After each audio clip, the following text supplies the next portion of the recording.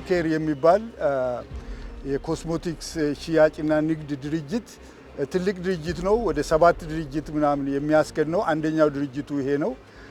እሱ ይሄንን በሚገርም ሁኔታ የኢትዮጵያ ነጋዴ ትራዲሽናል ነጋዴ ነው፣ ይቅርታ አድርጉልኝና መሸጥና መለወጥ ብቻ ነው የሚያውቀው እንጂ ሳይንስ ውስጥ አልገባም። ገና ነው ሳይንስ ውስጥ። ይሄ ድርጅት ግን በቀደም የኮስሞቲክስ ፋብሪካ በአይፒዲሲ ውስጥ ከፍቷል። ትልቅ የኮስሞቲክ ድርጅት ስፓሮሊና ለኮስሞቲክስም ለምግብነትም ለስፖርት ለሚፈልጉ ለቁንጅና ለሚፈልጉ ለመቅጠል ለሚፈልጉ ለቀንጨራነት ለሚፈልጉ ሽምግልና እንትን ብሎ ምግብ መብላት አቅቷቸው ትንሽ ምግብ በልቶ መኖር ለሚፈልጉ ሁሉ በዓለም ዙሪያ እየተፈለገ ነው ያለው። ኢትዮጵያ ውስጥ የሚገርመው ግን እዚሁ ስምጥ ሸለቆ ውስጥ ኢንዲጂነስ ነው። እናንተ የያዛችሁት እውቀት እኮ በትልቅ ሀብት ነው እንትን። ስለዚህ እንዴት ካፒታል ማግኘት ይችላል? አንድ ነገር ሆኖ እንደነሱ ያሉትን ደግሞ ማበረታታት ነው። እነሱ አንደኛውን ፌል መደረግ የለም። አሁን የነሱ ፌል መደረግ የለም። በፍጹም እሱ ማስተማሪያ ስለሚሆን ማለት ነው። እሱ ምንድነው እሱ ኦልሬዲ ይዘነዋል። እያንዳንዷን ቀን በቀን እሱ ጋር 5 ሰዓትም 6 ሰዓትም እንገናኛለን። ብሬክ ማድረግ እንችላለን። አሁን ያለው ሁኔታ ብሬክ ማድረግ ይቻላል። ዋናው እውቀቱ ነው እና ጥቅሙም ደግሞ ማሳወቅ። እውቀት ያስፈልጋል እንዲሰራ። ከዚህ የሚገኘውን ጥቅም ደግሞ ማስተማር ነው። ወጣቶችን ማስተማር፣ እሳቸውን በስልጠና መደገፍ። ከዛ በኋላ ሰው ጥቅሙን አይቶ ጓጉቶ ሊገባበት ይችላል። የተሳካላቸውን ሰዎች ደግሞ እንደ ማስታወቂያ እንጠቀምበታለን። ስለዚህ ይሄ የሚቻል ነገር ነው። የሚገርመው ሀገራችንም ውስጥ እኮ አሁን ባለው ሁኔታ እየገባ እየተሸጠ ነው ያለው። ስለዚህ ይሄ ማሳያ ነው። ገበያው አገሩም ውስጥ እንደ በስፋት ነው ያለው። እንደገናም ደግሞ ወደ ውጭም ኤክስፖርት ማድረግ ይቻላል። በዓለም አቀፍ ደረጃ ላይ በከፍተኛ ደረጃ የሚፈለግም ተወዳጅ ምግብ ነው። በተለይ ደግሞ ይሄ ሴሌብሪቲ የሚባለው ክፍል በከፍተኛ ደረጃ ይሄንን ለመግዛት ፍላጎት አለ። ከኢንቨስትመንት አንጻር እንግዲህ ቅድም ዶክተር ሀብቴም ሲያነሳ እንደነበረ እኛ ግን ምናልባት ከሌሎቹ ከተለመዱ ቢዝነሶች ይሄኛው እውቀት ተኮር ስለሆነ ባዮኢኮኖሚንም ለመገንባት የሚረዳ ስለሆነ ሰስቴናብልም ስለሆነ ፕሮዳክሽኑንም እንዳያችሁት በጣም ሰስቴናብል ነው።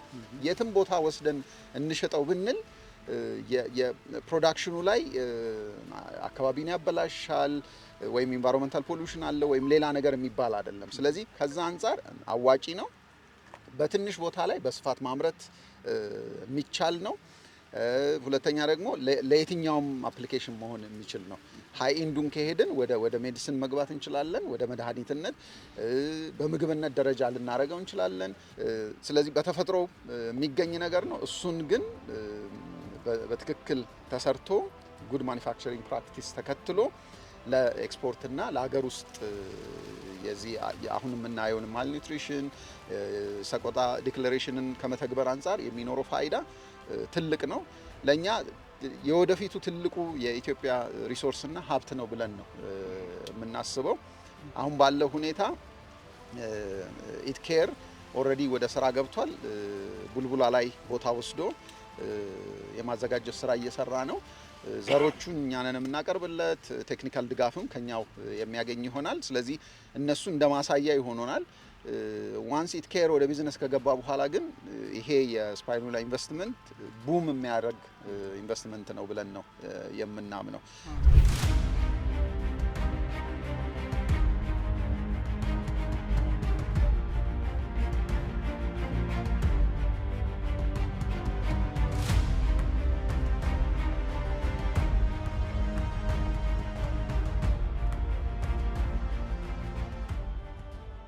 አሰልጥነን በስንት መከራ ስንት ጠፍቶ ስንት ተመላልሶ እቺ ዲዛይን አዲስ ዲዛይን ነች።